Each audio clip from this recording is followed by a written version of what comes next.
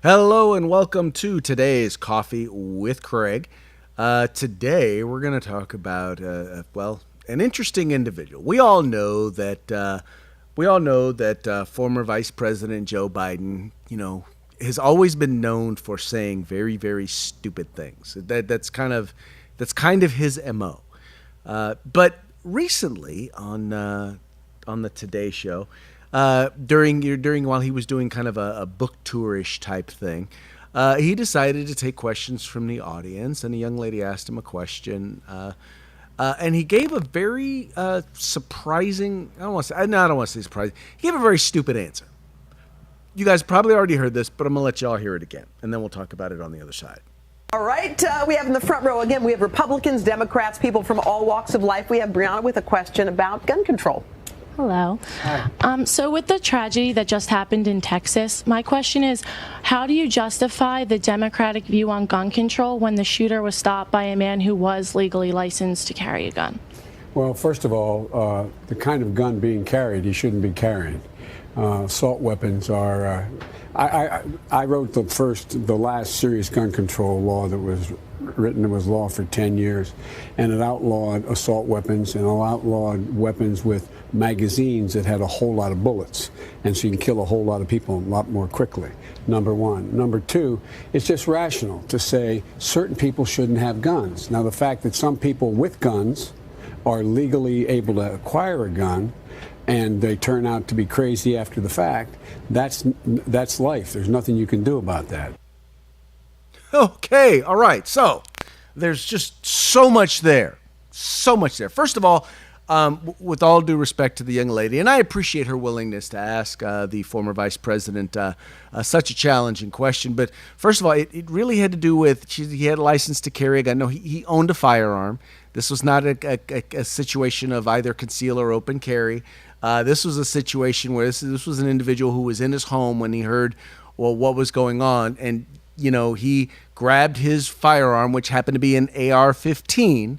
And went to render aid. So it wasn't a situation where this guy was out carrying a firearm. This is not a license to carry issue, but this is once again an issue of an individual with a firearm that is safe and in common use. The most commonly owned firearm in the entire country, and he used it to take down an assailant who, by the way, also had an AR-15. Now, mind you, we don't know, once again, not knowing exactly, how many rounds were fired and all of that.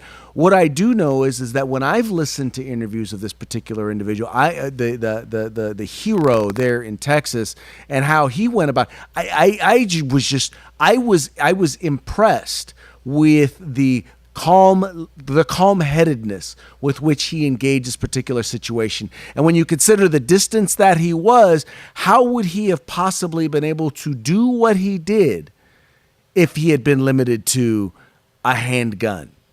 I don't know how he would have done that. Now then you have this individual, you have Mr. Biden, who says, well, he shouldn't have been carrying that firearm. Well, he wasn't carrying it. Once again, this was a firearm. He was in his home when he heard what was going on, and he went out to once again render aid and help, and not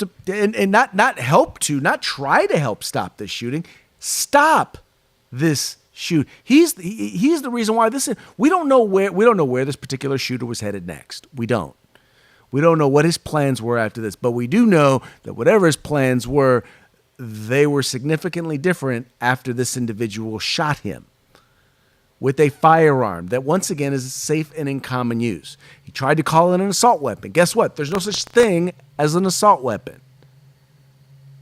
This was a firearm, a civilian utilizing a firearm in defense of his community. Now, the other part of this, and I found this to be quite interesting, because the other part of this was he basically said, well, when it comes to someone who is legally sane or whatever, and they're okay, and they go and they buy a firearm, and then afterwards it turns out that they're not, well, there's nothing you can do about that. That is a startling revelation, Because Democrats don't want to admit that. The people who want to grab guns don't want to admit that in some cases you're going to have people who are just insane or evil. And maybe they weren't when they bought the firearm, but maybe they eventually get there.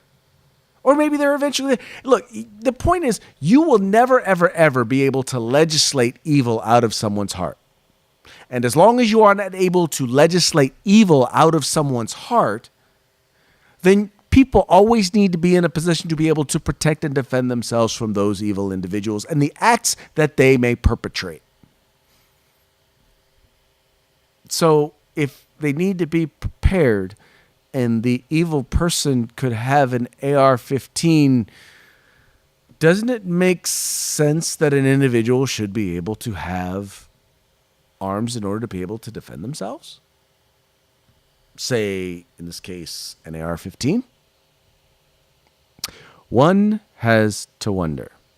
But I did think it was an interesting point. I did think that finally you have a Democrat admitting that, you know what, there's just some instances you are just not going to be able to defend against. And when evil is in someone's heart, whether it's insanity or whether it's just pure meanness, evil, or greed. Some cases with robbery and things like that, it could just be greed. But in cases like that, you can't always defend against that. Or you can't always legislate against that. So the best defense is self-defense. Although he won't say that, I'll say that for him. And all right, folks, that's going to be it for today's Coffee with Craig. Thank you so much for tuning in. And, well, hey, for being a part of the fight for civil rights. You take care. Have a safe weekend. If you like our videos, follow, subscribe, like, and share.